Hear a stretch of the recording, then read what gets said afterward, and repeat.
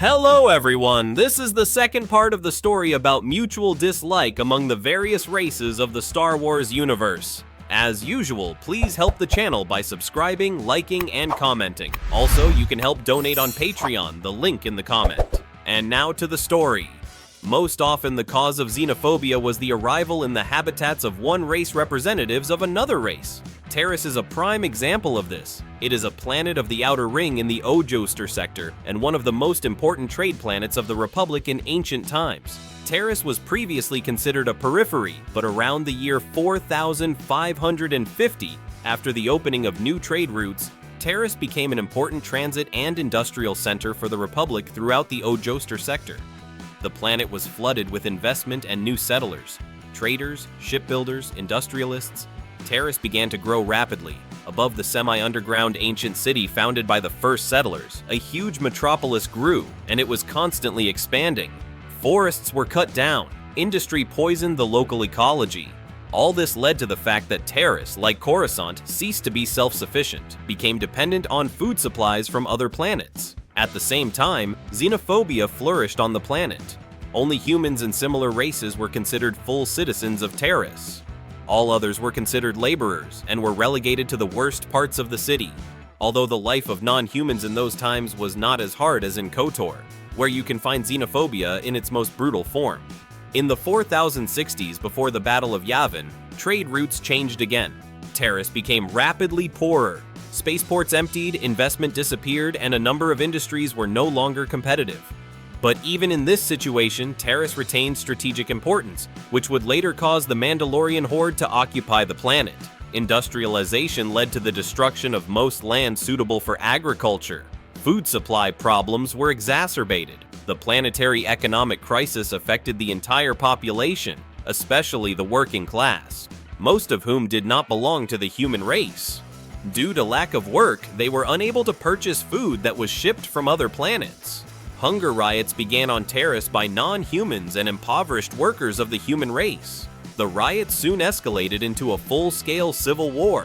The civil war was short-lived but bloody. Tens of thousands of rebels were captured and imprisoned. The prisons of Terrace were overcrowded. To get rid of the prisoners, who had to be fed on scarce food, the local authorities decided to banish mostly non-humans to the lower levels of Terrace. Rebels and criminals were banned from the upper city on pain of death. Thus was born the Undercity, a place populated by outcasts, criminals, and non-human races. During this period, xenophobia on Terrace became a hallmark of the planet. People who lived in the comfort of the upper and middle levels of the city viewed all non-humans as laborers. Most non-humans lived in horrible conditions on the filthy lower levels of the city, where electricity and plumbing failed. The slave trade that was commonplace on the worlds of the Outer Ring blossomed on Terrace. Terrace became the largest slave market in the region. It came to an end when Revan and Bastila found themselves on the planet. Darth Malak, who wanted to kill Revan with Bastila Shan, ordered a large-scale orbital bombardment. The city was destroyed. The migrant problem did not only affect densely populated, highly developed planets. Worlds with few migrants and many locals also experienced the problem. The planet Naboo is a case in point. The first colonists arrived on Naboo around 3,900 years before the Battle of Yavin. At that time, the Gungans were at a low level of technological development. They lived in tribes, small quasi-states, and were incapable of putting up a decent resistance to the aliens. Forced cohabitation between the Gungans and the alien settlers, most of whom were humans, was not a problem at first. The humans preferred to settle on the banks and estuaries of rivers and lakes, while the Gungans lived in underwater cities. Only rarely did the Gungans establish settlements on the surface. Cultural differences prevented the colonists from establishing contact with the natives for a long time. Both sides did not trust each other and avoided contact, but despite mutual dislike, armed conflicts were rare. It is likely that conflicts between the Naboo and Gungans became more frequent after the 3000th year before the Battle of Yavin. At that time, the number of migrants increased significantly, and Bos Gallo stopped the internecine wars of the Gungan tribes and united the Long-Eared into a single state. A major war between the Naboo and the Gungans began about 150 years before the Battle of Yavin and lasted 30 years. It is not known what caused the war. What is known is that it was not only long, but also bloody. The Gungans were not inferior to humans in numbers, but were far behind in technical equipment. In addition, the aristocrats of Naboo used mercenaries. The mercenary army inflicted heavy losses on the Gungans. Several underwater cities were destroyed. For the mercenaries, killing the Gungan was just a job, but for the local aristocracy, this was a manifestation of xenophobia, combined with a desire to clear the lands of unruly natives. What was going on was carefully disrupted by the authorities from the people of Naboo. It is therefore no wonder why the Rugor-Nas boss was skeptical of Obi-Wan and Qui-Gon's appearance as beings of the human race that had recently been wiping out his tribesmen. Nevertheless, Rugor-Nas was able to put the past aside, side with Queen Amidala, and lead his troops into battle against the Trade Federation droids. There were no further manifestations of xenophobia on Naboo. There were other instances of xenophobia in the pre-imperial period. For example, the history of confrontation in the Lambda sector. This region was home to races such as the Harches, Aqualish, and Wallachs. The spider-like four-armed Harches were distant relatives of the Aqualish. The history of conflict between the Aqualish and the Andoan worlds, known among the Harches and some Wallachs as the Spivarelda, was long and bloody. The Harches often served the despots of Spivarelda as advisors, managing the politics of the region from the shadows. Trouble for the Harches and their home planet began in the 102nd year before the Battle of Yavin, when the expanding Akalish state colonized Andosha II and several surrounding planets, creating the Andoan Free Colonies. It was a large nation of at least 15 planets. Over time, the rift between the metropolis, with its capital on the planet Ondo, and the Andoan Free Colonies grew and eventually led to war. Harches had to ally with the Ondo to defend themselves against the alien invaders. The Andoan Wars began in the 57th year before the Battle of Yavin and lasted 18 years. Although the war was fought between related races, the participants could not escape xenophobia.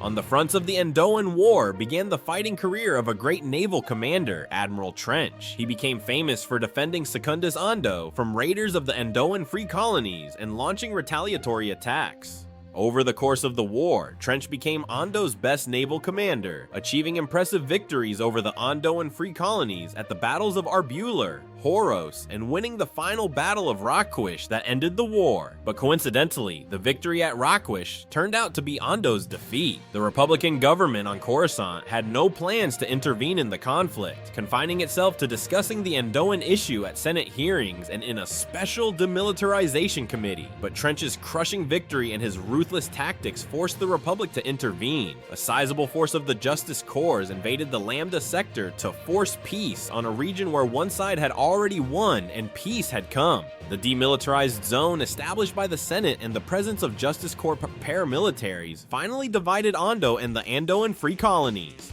The interference of the Galactic Republic in the life of the state did not go unnoticed. More than a decade later, Ondo became one of the first worlds to announce its secession from the Republic and join the Confederacy of Independent Systems. Ondo's Senator Poe Nudo would not only become a key member of the Separatist Council, but would become the head of the Hypercommunications Cartel. Ondo was not the only world to join the Confederacy of Independent Systems due to the xenophobia of neighboring nations. Another famous example is the planets Gateka and Kali, home of the famous General Grievous. Around the 60th year before Battle of Yavin, relations between the Republic and the Betevrians, who lived on the planet Gateka in the Kadak region, escalated. The cause of the conflict was the Republic's policy of trespassing and buying up everything of value in the Kadak region. Negotiations between the Betevrians and the Republic soon reached an impasse. The Republic decided to use bribery instead of negotiations. Bribed by the Republic, Batavrian soldiers from the Palace Guard attempted a coup d'etat on Guiteka. This attempt failed and caused the conflict to escalate further. The image of the Galactic Republic was dealt a serious blow. The neighboring star systems of the Batavrians began to think about leaving the Republic, which did not follow its own laws when it was profitable. The powerful lobby of individual megacorporations and trade unions, such as the Trade Federation in the Senate, also contributed to this. The Republic urgently needed to restore its reputation, end the conflict, protect its interests, and prevent the publicity of the events that had defamed it. A way out was quickly found, but the means remained the same. On the border of the Kadak sector was the little-known planet Kali, part of the Republic. It was home to the Kalish species, an aggressive, warlike race that had previously practiced mercenarism. Supreme Chancellor Vila wishing to keep secret the fact of Republican aggression in Bithevrian space, decided to use tactics of intra-system hostility, using the Kalish for this purpose.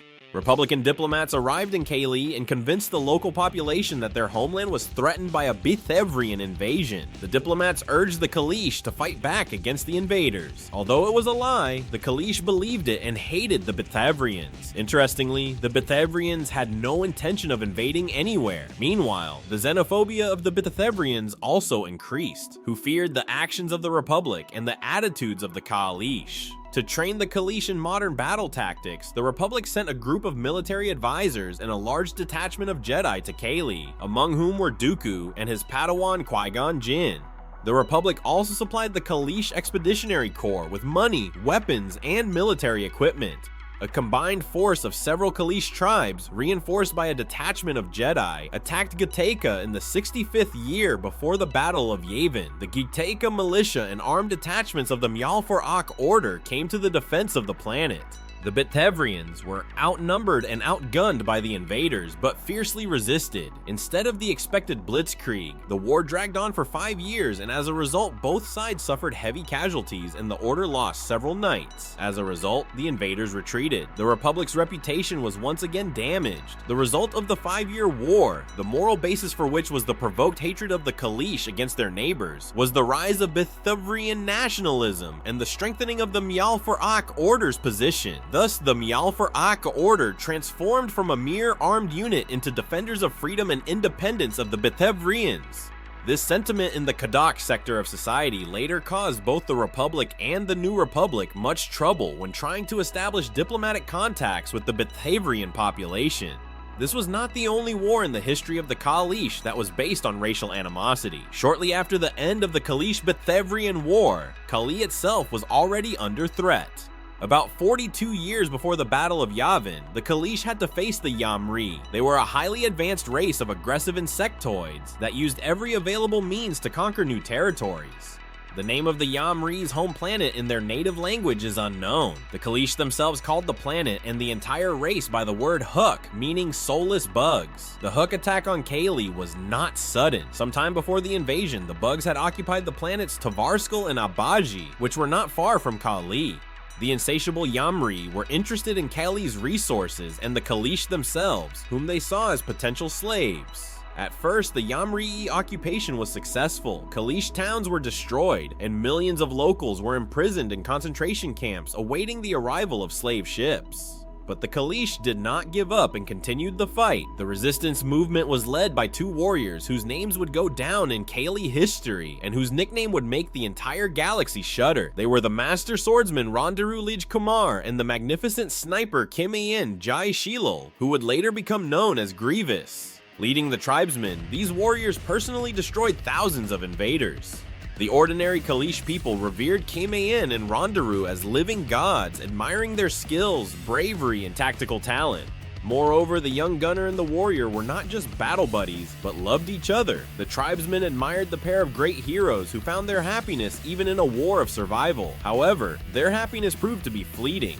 In one of the battles on the seashore, Rondaru Lij Kumar lost her life. In the chaos of the battle, she was forced to separate from the main squad, surrounded on all sides by insectoids. The warrior fought bravely and desperately. Rondaru fell, pierced by the sharp spikes that served as natural weapons for the Yamri. Kimayan was overcome with grief. It was then, grieving for his lost beloved and consumed with hatred for his enemy, that he took the name Grievous. Grievous soon became the most ruthless and powerful warlord Kali's history had ever known. Grievous assumed the title of Kagan, supreme commander of the Kalish warriors. Grievous began recruiting the strongest fighters into the ranks of the Izvoshra, Grievous's elite unit. After some time, the Yamri settlements were destroyed. The Yamri fled the planet in panic.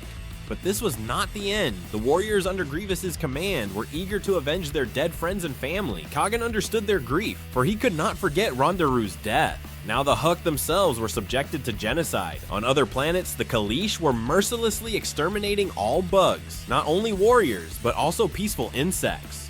On the verge of extermination, the Yamri turned to the Republic for help, asking for its protection. A group of Jedi led by Tchuka Dun and Jamar traveled to the Yamri. The Jedi gave an ultimatum to force the Kaleesh to end the war and abandon the captured worlds. But the worst was yet to come for Kali. The Jedi, rather than deal with the conflict, accused the Kaleesh of genocide. Kaylee was subjected to trade sanctions and the obligation to pay very large reparations to the Bugs. Although the Yamri lost millions of their kin, they managed to retain their previously conquered territories.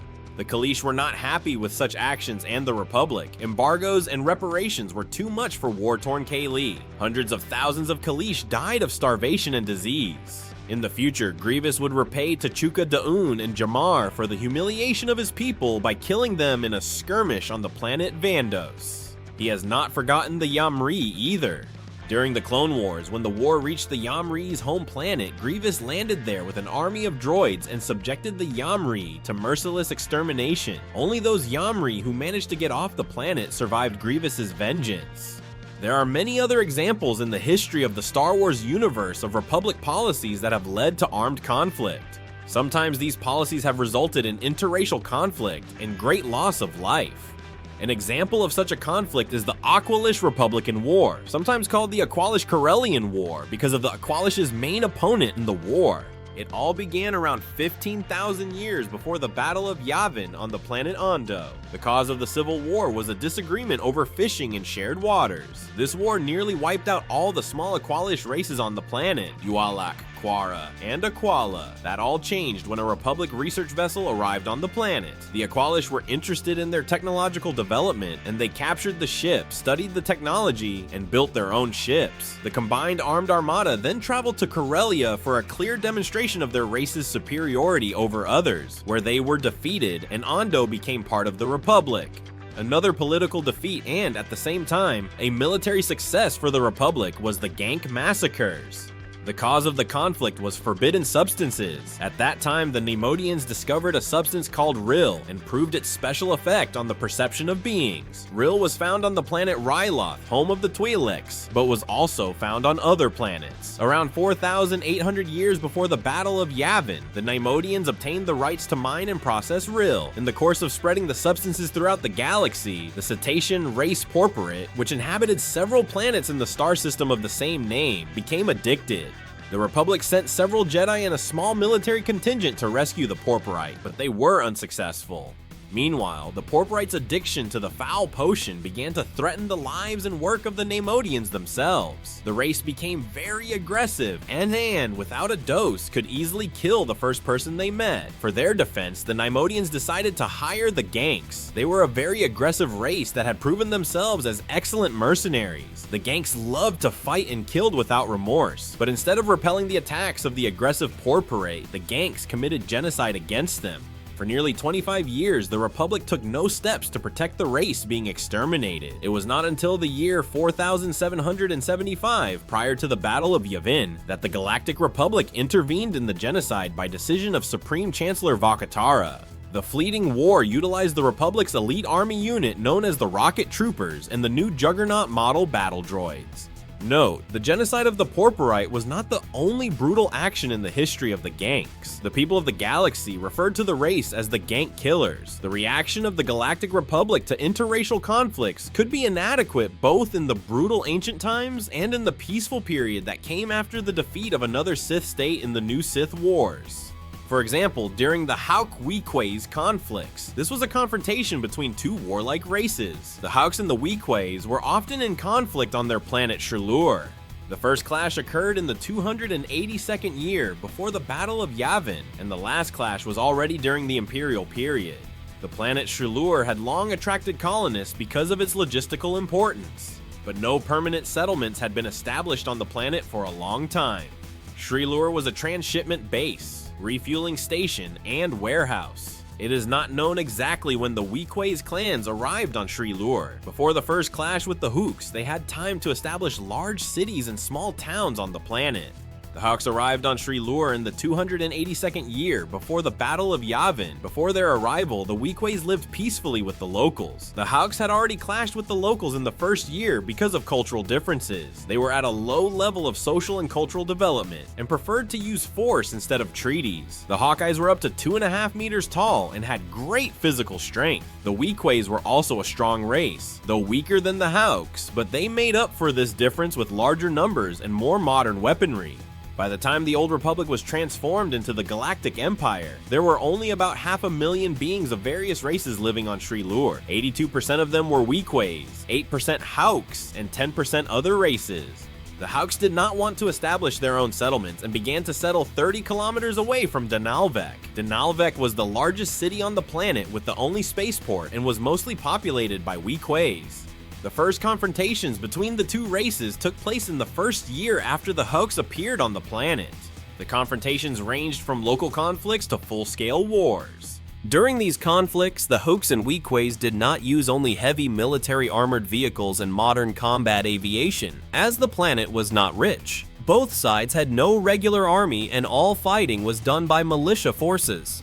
Sri Lure was of great strategic importance in the region as it was close to Hutt space, but as long as the interracial conflict did not affect the interests of the Republic, it was not going to get involved. The Jedi and the Hutt also did not interfere in the conflict, nor did the Republic. The conflict was also not reported in the Republic media.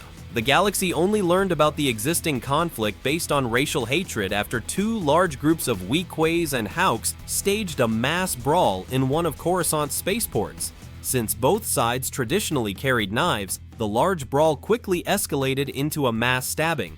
The CSF, Coruscant Security Force, arrived on the scene and were not immediately able to stop the fight. The event ended with 15 dead and 45 seriously injured. The next fight between the Weequays and the Hawks took place at the courthouse, but even this time the Republican Senate did not react in any way. By then, the separatist crisis was spreading across the galaxy. No one cared about another minor conflict when there was a growing crisis throughout the Republic. After the Clone War ended, the confrontation between the two races quieted down for a while. But in the 10th year before the Battle of Yavin, the all-out War of Annihilation broke out again, and this time it was longer and bloodier than before. The war was a series of raids on hostile settlements with the goal of total annihilation of the enemy. The bloodshed ended after 8 years. In the second year before the Battle of Yavin, Sri Lure was visited by Imperial warships. The Empire wanted to establish a logistical support facility on the planet and a depot for raw materials from nearby star systems. The conflict between the two races interfered with the Imperial plans, so with the help of their military forces, it was quickly resolved. The war ceased and there was no more open confrontation on Sri Lure. Only occasionally, when the two races clashed accidentally, fights broke out, sometimes to the point of using weapons. The aggressive population of Sri Lure, who now had nowhere to put their aggression, partly became mercenaries in the Hutt army. The other part, holding a grudge against the Empire, joined the Rebel Alliance. The Weequays and Hawks have shown their aggressiveness and uncompromising nature many times in various parts of the galaxy, demonstrating their intolerance to foreign cultures and peoples. But it was only on Sri Lure that interracial conflicts were so prolonged and violent. This was not the Galactic Empire's only known peacemaking accomplished by force of arms. In the 7th year before the Battle of Yavin, an Imperial fleet intervened in an armed conflict that broke out in the Gendius and Yushan sectors of the Mid-Ring. In these sectors, the local non-human races were subjected to genocide by Lortan fanatics. The fanatics were a violent religious and paramilitary group from the planet Lorda in the Gendius sector. In this situation, the Empire was protecting non-humans from members of the human race. The conflict in this region had been brewing for a long time. The local small planetary states had long feared an invasion by fanatics. In the 10th year before the Battle of Yavin, a large fleet of fanatics attacked many inhabited worlds in the Gendius and Yushan sectors. They exterminated all non-humans indiscriminately, and as a result, these systems were depopulated. The Empire did not intervene at first, as the genocide was not taking place on its territory and did not directly affect its interests. The Empire did not enter the conflict until 3 years later, when fanatics attacked the planets of the Tunroth race, namely Salok, Kalok, and Reslia, located in the Jirok star system. The Imperial Fleet Task Force entered the system and immediately opened fire on the fanatic forces. The 37th Fighter Wing was particularly notable in these events, destroying a large number of fanatic ships and engaging in ground strikes, covering the Tunroth forces and Imperial stormtrooper units. It was in the 37th Fighter Wing that the famous Soontir Fel began his career. In less than a year, the Imperial forces, with little help from the Tunroth, completely annihilated the fanatic forces. Only the intervention of the Empire saved the Tunroth from complete extermination. These events would later be known as the Wrestlian Purge. The Empire intervened in the conflict to protect its own interests. The Tunroth, despite their gratitude for the rescue, did not join the Empire willingly. Their independence was more important than their safety. After the Battle of Endor, the Tunroths regained their independence. Despite the chaos of the Civil War, the Tunroth were reluctant to join the New Republic, not wanting to lose their newfound freedom. In addition, the Tunroth feared that their reputation as former allies of the Empire and the pro-imperial sentiments of some of the population would be viewed negatively by the new government on Coruscant. Such was the second part of the story of interracial conflict in the Star Wars universe. Thanks for watching. Don't forget to subscribe to the channel, leave a comment and a like. To donate on Patreon, you can follow the link in the description. And I'll say goodbye until the next video. See you here.